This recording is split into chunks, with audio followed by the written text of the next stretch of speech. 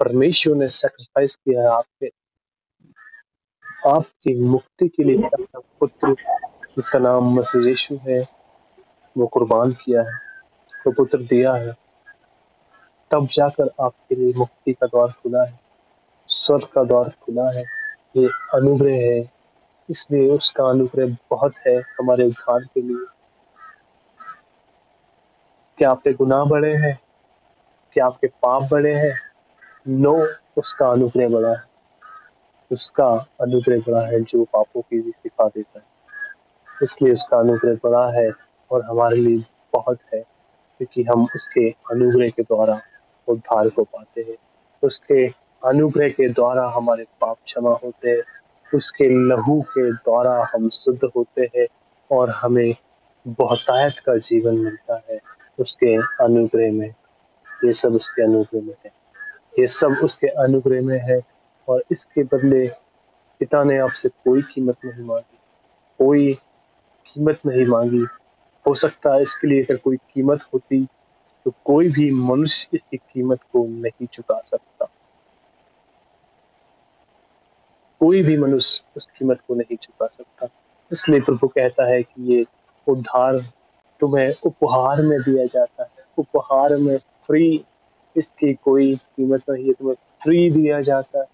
अगर इसकी कीमत होती तो कोई भी मनुष्य इसकी कीमत अदा करके इसे नहीं पा सकता।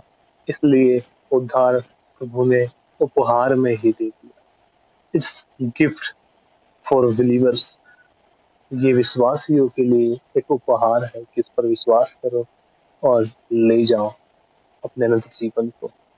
परंतु इसे संभालना मुश्किल है, खुदा के बिना आप इसे नहीं संभाल, खुदा के बिना आप इसे नहीं संभाल सकते। इसलिए आपको खुदा की उपस्थिति, उसके सहारे की जरूरत होती है। उसकी हेल्प के बिना आप कुछ नहीं कर सकते इस पृथ्वी पर। इस पृथ्वी का पत्ता भी उसकी इच्छा के बगैर नहीं हिलता।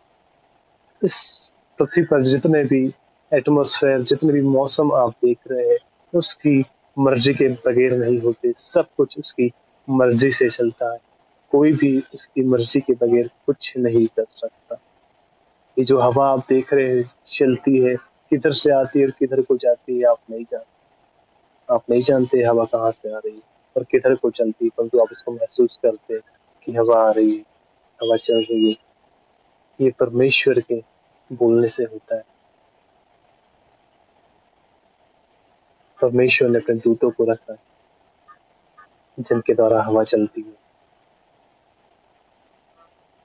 परमेश्वर ने सब कुछ सिस्टमेटिक बनाया है, सब कुछ परमेश्वर के अधीन है और सब कुछ उसके शब्दों की सामर्थ्य से बन गया। उसने कहा और ये सब कुछ बनता चलेगा, क्योंकि उसके शब्दों में जीवन है, उसके शब्दों में जीवन है, उसमें सामर्थ्य है, उसमें सामर्थ्य है। उसकी सामर्थ्य के द्वारा सब कुछ संभव है, सब कुछ संभव है। इसलिए मनुष्य के लिए तो असंभव है, लेकिन परमेश्वर के लिए सब कुछ संभव है। वो सब कुछ कर सकता है, वो ऑलमाइटी गॉड, वो सर्वशक्तिमान है, वो सर्वशक्तिमान है, वो प्रभुओं का प्रभु है, वो राजाओं का राजा है, वो विराट परमेश्वर है, वो अगम आग है, उसके प्रेम की कोई था नहीं। वो इतना विराट होकर, इतना अगम होकर, इतना महान होकर भी मनुष्य बनकर इस संसार में आए। क्यों? क्यों? क्योंकि वो आपसे प्रेम करता है। वो इतना महान होने के बाद, इतना सामर्थ्य होने के बाद, इतना अगम होने के बाद भी प्रेम रखता है, दया दिखाता है, करुणा दिखाता है।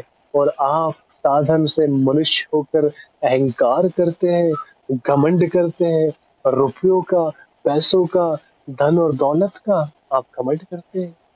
और वो महान परमेश्वर जो सारा सृष्टि का मालिक है, वो सारी सृष्टि का मालिक होने के बाद भी अपने आप को नम्र करता है, अपने आप को दीन करता है, अपने आप को शून्य करता है और कांटों का ताज पहनता है। जो राजा, वो का राजा है, अशरफ मणियों से उसका ताज है और वो रोशनी में रहने वाला प्रभु है। वो आपके लिए कांटों का ताज पहन सकता है। और आप जिसकी आयु का भी पता नहीं कि कब इस धरती से जाना पड़े, वो घमंड करता है। वह इनकार करता है, वो अपने आप को महान जानता है। अरे उस खुदा से डर जो तेरे अस्तित्व को मिटा देगा। तू तू मैदान की सूखी हुई घास की तरह है कि कब हवा का झोंका आए और कब टूट जाए। तू उस भूसे की तरह है जो हवा में कहाँ उड़ता है पता नहीं, फिर भी तुझे घमंड है। और तू उस सृष्टिकर्ता प्रभु पर दोष लगाता है और उसके विरुद्ध कहता है कि कोई प्रभु नहीं। तेरे शुक्र करके तेरे तेरे अपराधों का तुरंत दंड नहीं देता, तो तू कहता है कि कोई प्रभु नहीं है। अपने मन में कहता है कि कोई प्रभु नहीं है। अरे जिस दिन तेरा सामना उस प्रभु से हो जाएगा ना, तेरी रूह कांप उठेगी, तेरे पैरों से जमीन और सर से आसमान सरक जाएगा। वो ऐसा महान परमेश्वर है और जितने उसको जानते हैं वो सब उसके पीछे हो लेते। जितने उसको जानते वो सब उसके पीछे हो लेते, क्योंकि कोई उसको जाने बगैर उससे नहीं वो कर सकता। अगर आपने उसे जान ली तो कभी आप उसका इनकार नहीं कर सकते। अगर आप आज उसका इनकार करते हैं तो आपने प्रभु को नहीं जाना। अरे उसके प्रेम के आगे लोग अपने प्राण को भी तुच्छ जानते हैं, और उसके सेवकों ने अपने प्राण को भी दे दिया उसके प्रेम की खातिर। उसके प्रेम की खातिर, क्योंकि वो कहता है कि अगर आप उससे प्रेम करते तो अपने आप से इनकार कर, अपने आप से इनकार कर दो। जो अपने प्राण को बचाएगा वो अपने प्राण को खोएगा, लेकिन जो उसके लिए अपने प्राण को देगा वह उसे पाएगा। उस प्राण को फिर से पालेगा, उस जीवन को फिर से पालेगा, उसमें फिर से जीवन आ जाएगा जैसा प्रभु में आ। जब आप उसको जान लेते हैं ना, तो कभी उसको नहीं छोड़ते, कभी नहीं छोड़ सकते। हर परिस्थिति में आप उसका धन्यवाद करें, हर परिस्थितियों में आप उसके साथ जिएंगे, क्योंकि आप जान ले कि वो सचमुच का प्रभु। बिन जाने प्रीत ना होए, बिना जाने आप उसे प्रेम नहीं कर सकते। बिना जाने तो आप उसे यूं ही छोड़ दोगे, आपके लिए आसान होगा। लेकिन जो उसे जानते हैं वो उसे मानते हैं और वो उसका पीछा करते हैं, वो कभी उसे नहीं छोड़ते, क्योंकि वो जान गए कि उसमें अनंत जीवन है, उसमें अनंत सुख है, उसमें खुशियां बेशुमार है, उसमें वो सब कुछ है जो हमारी नीड है, जो हमारी आवश्यकता है। उसमें सब कुछ भरपूरी से है, उसमें कुछ भी थोड़ा और बहुत नहीं है। सब कुछ भरपूरी से है, सब कुछ बेहिसाब है, सब कुछ बेमिसाल है, सब कुछ अगम है, सब कुछ अथाह है, सब कुछ उसमें पूर्णता से है, सब कुछ उसमें परिपूर्णता से है। उसमें कुछ भी यूं ही थोड़ा बहुत नहीं है, वो परिपूर्णता रखता है, वो अपने आप में जीवन रखने वाला प्रभु। और जब तुम उसे जान लेते हो तो यह जीवन तुम में आ जाता है, और वो तुम जब उससे जान लेते हो तो वो तुम्हें यूं ही नहीं छोड़ता, और तो तुम्हें उसका जीवन आ जाता है, और तुम एक श्रोता बन जाते हो, और तुम भी फिर अनंत जीवन के लिए उमड़ने लगते हो, अनंत जीवन के लिए उमड़ने लगते हो। जब वो सामने स्त्री से प्रभु मिला तो प्रभु ने कहा कि इस जल को पीकर तुम फिर से प्यासे हो जाओगे, परंतु जो जल मैं तुम्हें दूंगा उसको पीने के बाद आप कभी प्यासे ना होंगे, परंतु आप तृप्त किए जाओगे।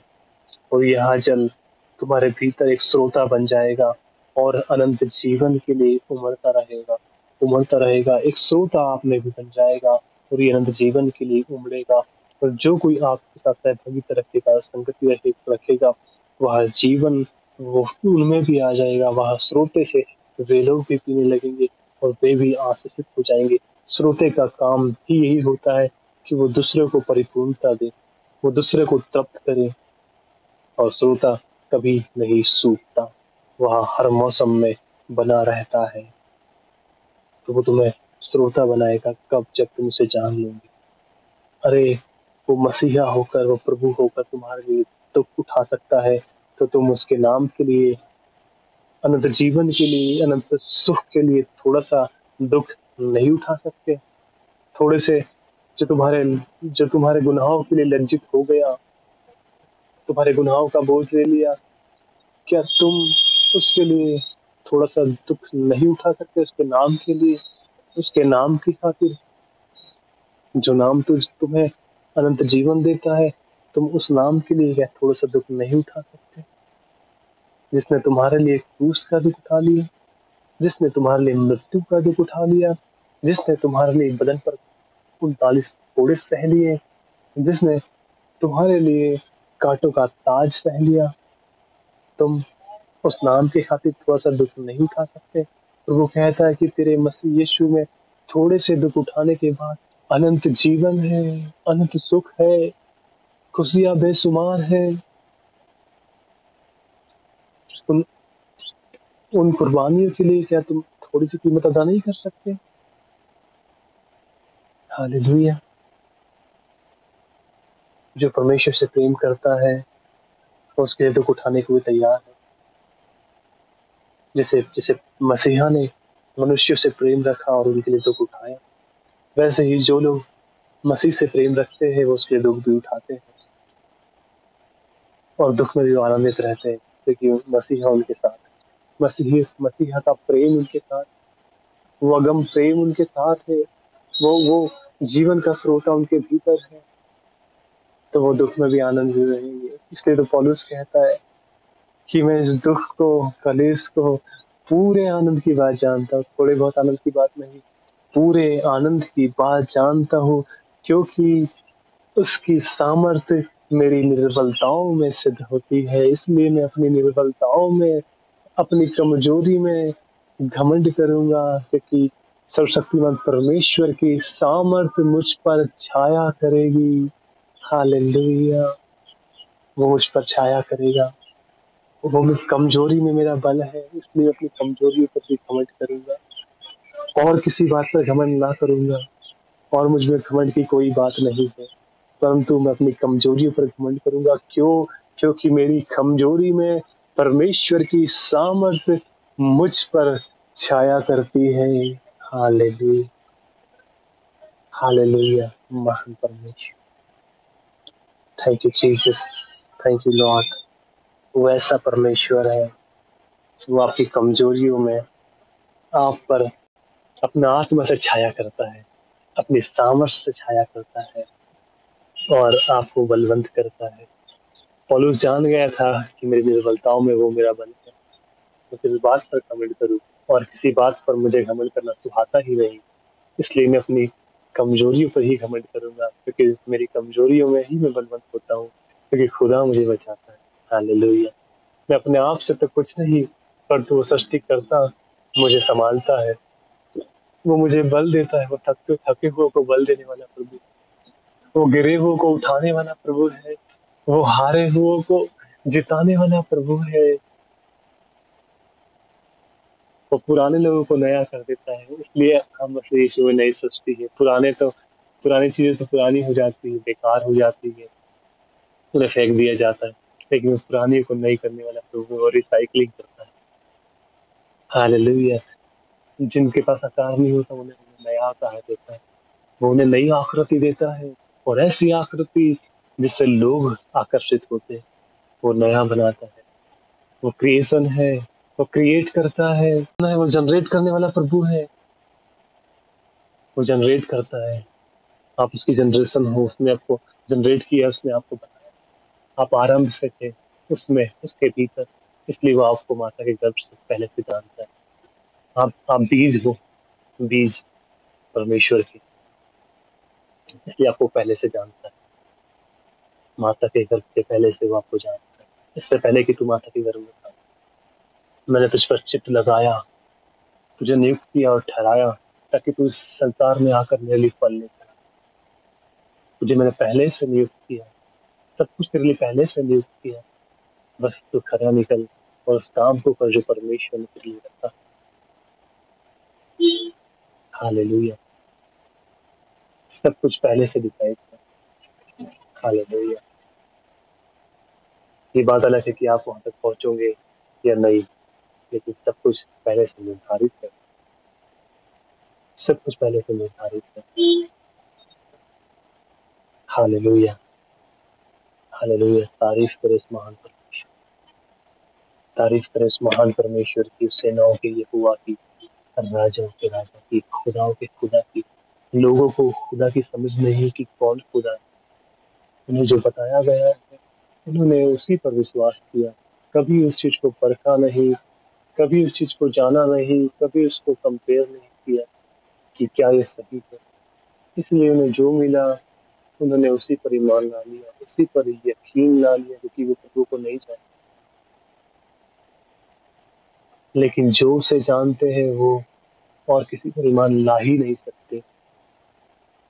जो सच में अपने प्रभु को जानते वो किसी और पे ईमान नहीं लाते, क्योंकि वो जानते हैं कि प्रभु कैसा है।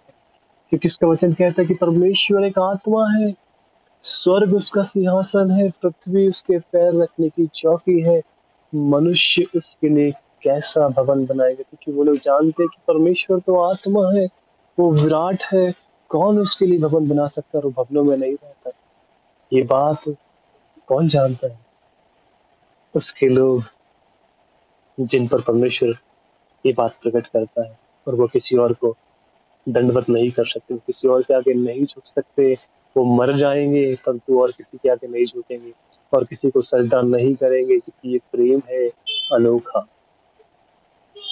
इसलिए क्या हुआ सद्रक मेसक और अबदनेगो के साथ? वो परमेश्वर को जानते हैं कि परमेश्वर एक आत्मा है, स्वर्ग का सिंहासन है, पृथ्वी उसके पैर रखने की चौकी। जब राजा ने अपनी मूर्त को दंडवत करवाया, सारे नगर के लोग ने उसे दंडवत किया, परंतु सद्रक मेसक और अबदनेगो ने नहीं किया, क्योंकि वो सच्चे परमेश्वर को जानते थे। जब सच्चे परमेश्वर को जानते तो अब झूठी मूर्तों के आगे कभी नहीं झुक सकते। आप बनावटी ईश्वरों के साथ कभी नहीं झुक सकते। आप मनुष्य को और लोगों को कभी सजदा नहीं कर सकते, क्योंकि आप सच में परमेश्वर को जानते। और ये जानना उनके लिए उनके जीवन में भारी पड़ गया, और उनके जीवन में दंड को लेकर आ गया, क्योंकि वहां पर ऐसी आज्ञा थी कि जो कोई उस राजा की मूर्ति को दंडवत ना करेगा वो आग के भट्टे में डाल दिया जाए, वो आग के भट्टे में डाल दिया जाए। और राजा ने उन तीनों को कहा कि भाई मैं तुम्हें मौका देता हूँ, फिर से मैं तुरई फुकवाता हूँ और तुम क्या करो, मुंह के बल गिर के मेरी मूर्ति को दंडवत कर दो तो मैं तुम्हारे प्राण को बख्श दूंगा, मैं तुम्हें छोड़ दूंगा। अब उनके प्राण की कीमत लगी है, एक दंडवत के बदले उनका प्राण बचा लिया जाएगा।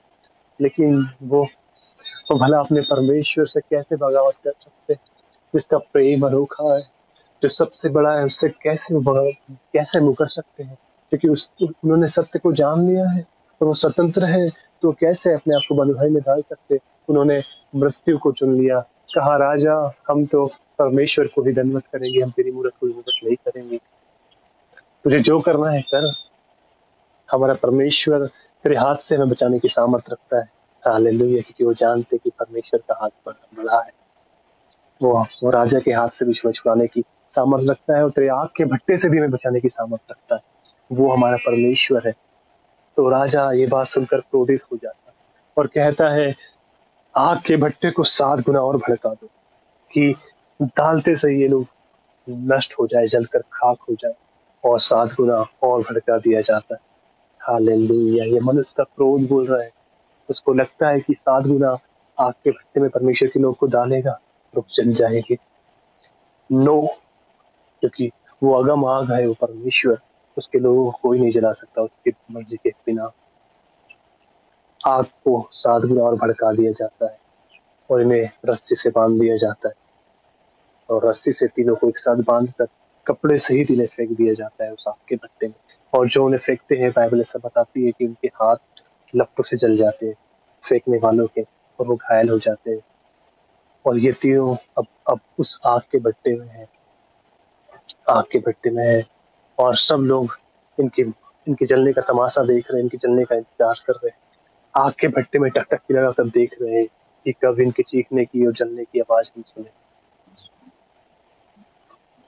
परंतु देखते ही देखते वो क्या देखते हैं कि स्वयं सृष्टिकर्ता, स्वयंभू विराट परमेश्वर उसमें उतर आया अपने लोगों के लिए। हालेलुया। और वो आग भी उन्हें ना जला सकी, वो 7 गुना भड़की हुई आग भी उन्हें ना जला सकी, और ना ही उनके वस्त्र को आग जला सकी, परंतु उनके हाथों की बंधी हुई रस्सी जल गई और वे लोग उस आग में टहल रहे हैं और सारे लोग उन्हें देख रहे हैं। और राजा क्या देखता है कि मैंने 3 लोग को इसमें डाला था, परंतु ये 4 लोग दिखाई दे रहे हैं। ये चौथा मनुष्य के पुत्र सा दिखाई दे रहा है, ये कौन है? और इन्हें आग भी नहीं जला रही। उस राजा को हैरानी हुई। राजा खुद आग के पास गया और लपटों को छूने की कोशिश किया। उसे ऐसा लग रहा था कि ये आग की सामर्थ खत्म हो गई, अब ये आग जलाती नहीं है। तो उसने आग की लपट को छूने की कोशिश किया, क्योंकि वो जो देख रहा था उस पर उसे यकीन नहीं हो रहा था कि आग में भी नहीं जल रहे हैं। वो ये इस चीज को एक्सेप्ट नहीं कर पा रहा था। उसको लग रहा था कि ये आग भी इन्हें नहीं जला पा रही। तो उसने क्या किया, उस आग को छुआ, उस आग की लपटों को छुआ। जैसे ही उस आग की लपटों को छुआ, उसका हाथ जल गया और वो तुरंत पीछे हो गया। Hallelujah, hallelujah. और उसने क्या देखा कि इसके इसका प्रभु बड़ा है, इसका प्रभु बड़ा है, इसका परमेश्वर महान है, जो आग से भी बचाने की सामर्थ्य रखता है। वो आग से भी बचाने की सामर्थ्य रखता है। और वो तीनों आनंद के साथ, जय जयकार करके साथ, अपने परमेश्वर की महिमा के साथ वहां पर निकले और पूरे नगर के सामने परमेश्वर की महिमा हुई। और राजा ने कहा कि सद्रक, मेशक और अबेदनगो का परमेश्वर ही सच्चा परमेश्वर है। अब हम सब उसको ही दंडवत करेंगे, और जो कोई इसके परमेश्वर को दंडवत नहीं करेगा, उसे आग के भट्टे में डाल दिया जाएगा। उसे उसे मृत्यु की सजा दी जाएगी। हालेलुया।